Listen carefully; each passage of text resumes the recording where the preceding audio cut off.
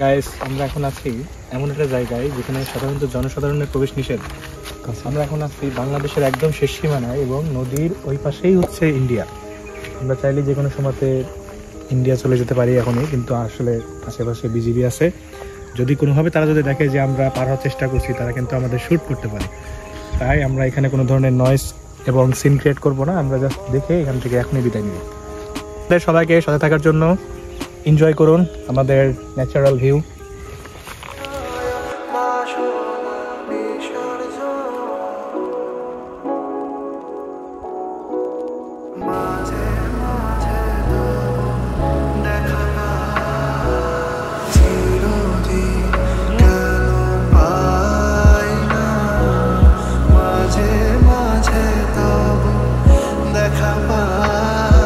রাস্তাটা আসলে অনেক সুন্দর।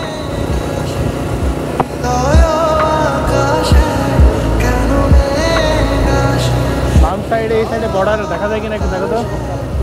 ওই যে ওই চাষা বললো যে ইন্ডিয়ার দেখা যায় এই সাইড থেকে। আসলে বর্ডার কোথায়? ওই যে বানর, দেখেন দেখেন ওই যে বানর বানর বানর। এখান থেকে তো বর্ডার দেখা যাওয়ার কথা। এই পাশে তো বর্ডার হওয়ার কথা, সেই হিসাবে নদীর ওই পাশেই।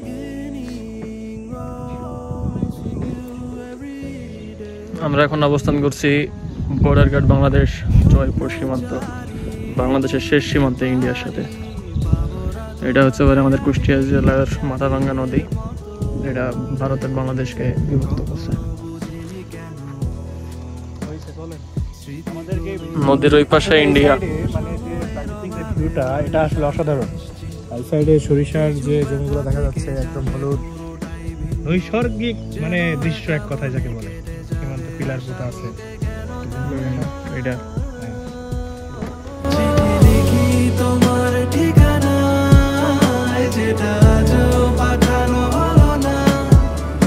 কিছু কথা মনে রয়ে যায়, খুলে তোকে বলা হলো না।